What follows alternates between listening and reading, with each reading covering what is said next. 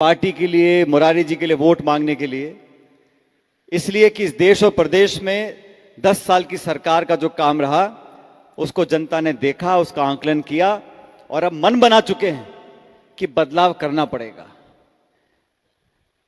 आप और हम सभी जानते हैं, जब पहली सरकार बनी, पूर्ण बहुमत की सरकार बनी, वादा जनता से किया था, प्रदेश के लोगों ने राजस्थान की 25 सीटें भाजपा को जिता दी थी। लेकिन आज 10 साल हो गए, आज नौजवान पूछ रहा है हमारे रोजगार कहां चले गए, महंगाई, बेरोजगारी आसमान छू रही है और भाजपा के नेताओं को भाषण देना है तो वही घिसे पिटे भाषण, हिंदू के, मुसलमान के, मंदिर के, मस्जिद के, हिंदुस्तान, पाकिस्तान और समाचार समाप्त। आप सब लोग जो आज यहां खड़े हो, बैठे हो, मैं आप लोगों से निवेदन कर रहा हूं, ये चुनाव रोचक बन गया। रोचक क्यों बन गया? जैसा मुरारी जी कह रहे थे, बहुत सारे भाजपा के नेता यहां पर आ रहे हैं। कौन कौन से मुख्यमंत्री आए? उत्तर प्रदेश के, मध्य प्रदेश के, हरियाणा के, राजस्थान के तो कई बार आए होंगे मेरे ख्याल, और योगी जी, मोदी जी, राजनाथ सिंह जी, फलाने जी, ढिकाने जी। तो मैंने कहा, मुरारी जी कहते मीटिंग पहले कर लो। मैंने कहा नहीं, अभी चुनाव में 1-2 दिन रहने दो। और इतने सब नेता आ रहे हैं बीजेपी के, मैंने कोई बड़ी बात नहीं है। और प्रियंका जी का समय लिया था 15 तारीख का, तो मैं जो हर जगह जो बात बोलता हूं आज बोल रहा हूं, इतने नेता भाजपा के आ गए। आज प्रियंका जी यहां भाषण देंगी बांदीकुई में, दौसा में, तो 100 सुनार की 1 लोहार की। तो सब जितने भाषण दे गए सब बराबर हो जाएंगे।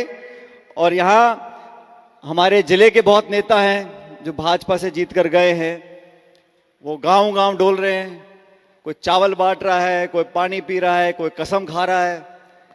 तो मैं आप लोगों को कहना चाहता हूं कि इस लोकसभा के परिणाम से किसी का कोई मंत्री पद जाने वाला नहीं है। और मैं तो हाथ जोड़ के बोलता हूं, कोई मंत्री पद छोड़ना भी मत। बहुत मुश्किल से मंत्री बने हैं, बने रहना चाहिए। लेकिन ये चुनाव बहुत महत्वपूर्ण है साथियों। और बीजेपी की सरकार बनी राजस्थान में, हम लोग कामयाब नहीं हो सके। बहुत कम अंतर से कांग्रेस भाजपा का अंतर 1.5-2% का था। हम अच्छे विधायक जीत कर आए, 70-72 विधायक। लेकिन अब पूरे देश में जहां जहां भाजपा और कांग्रेस की टक्कर है, मैं कई जिलों में गया हूं, मैं जोधपुर, बाड़मेर, जयपुर, अलवर, माधोपुर, दौसा, हर जगह लोग बदलाव चाहते हैं। और दौसा के लोग, यहां मैं प्रियंका जी को बता रहा था, मेरा पहला चुनाव मैं लड़ा था 2004 में, 20 साल पहले, और आप लोगों ने 1.25 लाख वोट का अंतर देकर यहां से जिताया था। और उस बात का एहसान आज भी मेरे कंधों पर है। और इन 20 सालों में मैं अजमेर से भी सांसद रहा, अभी टोंक से विधायक हूं, लेकिन दौसा के लोगों के ऊपर, बांदीकुई के लोगों के ऊपर मेरा एक विशेष अधिकार मैं मानता हूं। आप लोगों ने मुश्किल समय में मेरा साथ दिया, हमारे परिवार का साथ दिया, पार्टी का साथ दिया। और पायलट साहब के समय से लेकर आज तक, जब तक परिसीमन नहीं हुआ था, यहां लगातार कांग्रेस पार्टी जीतती रही। मैं आज आप लोगों से निवेदन करने आया हूं, इस चुनाव में हमें वो ताकत, वो एकता और वो समय याद करना है जब यहां कांग्रेस का तिरंगा झंडा लहराता था। दुनिया की कोई ताकत यहां के चुनाव लड़ती थी, बड़े बड़े आके लड़ गए चुनाव, लेकिन कांग्रेस पार्टी चुनाव नहीं हारती थी। ये लोकसभा का चुनाव, मुरारी लाल मीणा जी हमारे उम्मीदवार हैं, लेकिन ये चुनाव हम मिलकर सब लड़ रहे हैं। ये हमारा चुनाव है। यहां का जो बटन दबेगा उसमें मेरे भी योगदान रहेगा, मेरा भी उसमें आपको हिस्सेदारी दिखेगी। इसलिए मेरा तो आपसे यही कहना है, अभी चुनाव में 2-3 दिन बचे, हो सकता है 2 दिन में और भी कोई नेता आ जाए भाषण देने के लिए। लेकिन आज मैं विशेष रूप से प्रियंका जी का धन्यवाद करना चाहता हूं। आज शायद संभवतः पहली बार वो बांदीकुई आई हैं, दौसा आई हैं। एक बार जोरदार तालियां से प्रियंका जी का स्वागत करें। और ये वो तालियां नहीं, ताली बजाते रहो, ये जीत की ताली है। मुरारी लाल मीणा जी को संसद में भेजना है, दिल्ली में। और मैं दौसा में कह रहा था, आज सविता जी नहीं है। मैंने कहा सविता जी आपके लिए बहुत शुभ है, पहले वो चुनाव लड़ती हैं, कामयाब नहीं होती, फिर मुरारी चुनाव लड़ते हैं, चुनाव जीत जाते हैं। प्रियंका जी, सविता जी चुनाव लड़ी बांदीकुई से, नहीं जीत पाई, फिर मुरारी जी लड़े, विधायक बन गए। दौसा लोकसभा क्षेत्र में सविता जी को चुनाव लड़ाया 19 में, वो नहीं जीत पाई। अब आपका नंबर आ गया, वो आपका रास्ता साफ करती रहती है जहां जहां वो जाती हैं और आप जीतते रहते हो। तो आपको पूरी शुभकामनाएं हम सब लोगों की हैं।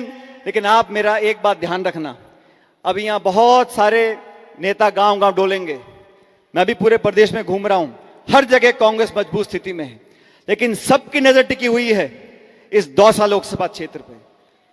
और मेरी बात ध्यान से सुनना, आने वाले समय की राजनीति में, आने वाले समय की राजनीति में अगर हम सब लोग अपनी भागीदारी चाहते हैं, अपना डंडा गाड़ना चाहते हैं, तो दौसा लोकसभा क्षेत्र से कांग्रेस को जिताना होगा, जिताना होगा, जिताना होगा। और ताली बजा के नहीं जीतेंगे, बटन दबाना पड़ेगा।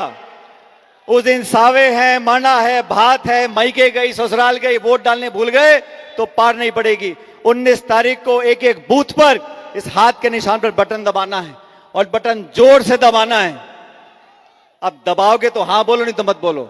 दबाओगे सारे के सारे बटन 19 तारीख, आवाज नहीं है, जोर से बोलो।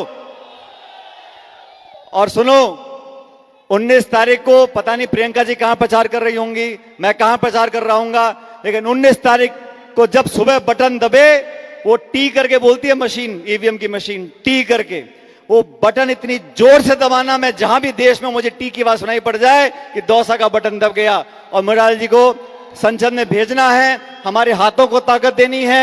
मैं एक बार पुनः प्रियंका जी का बहुत बहुत धन्यवाद देना चाहता हूं कि आप समय निकालकर आज हम सबों को संबोधित करने के लिए आई हैं। और प्रियंका जी, मैं इस तमाम जनता की तरफ से, यहाँ बहुत सारे ऐसे साथी हैं जिनको पहले मैं नौजवान देखता था, दुबले पतले थे, अब कुछों का पेट निकल गया, कुछ के बाल धौले पड़ गए, किन्हीं के बच्चे बड़े हो गए, लेकिन ये एक ऐसा परिवार है, दुख और सुख में हम लोग हमेशा साथ खड़े रहे और अच्छे बुरे समय में एक दूसरे का हमने संबल बांधा, एक दूसरे को मदद करी।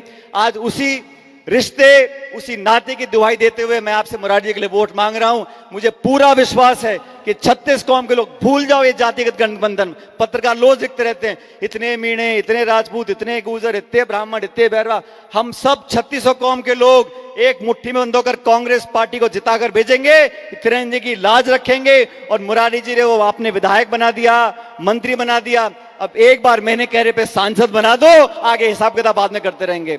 तो मैं आप सबका धन्यवाद देना चाहता हूं।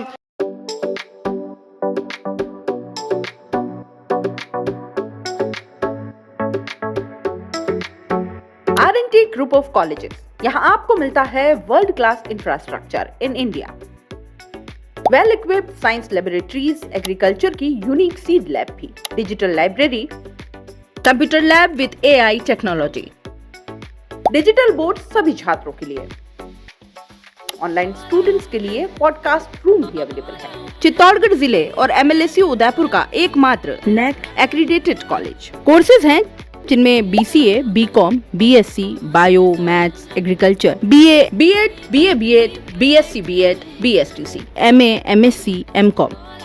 बड़े और खुले ग्राउंड स्पोर्ट्स के लिए, जहां होती है sports activities, training, personality development, student development activities, seminar और कॉन्फ्रेंस फैसिलिटी भी, NCC एक्टिविटीज, ताकि NCC कैडेट के रूप में आप भविष्य संवार सके, देश की सेवा कर सके।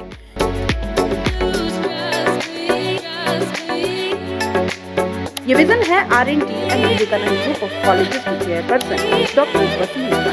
तो आज ही ज्वाइन करें R&T and Vivekananda group of college.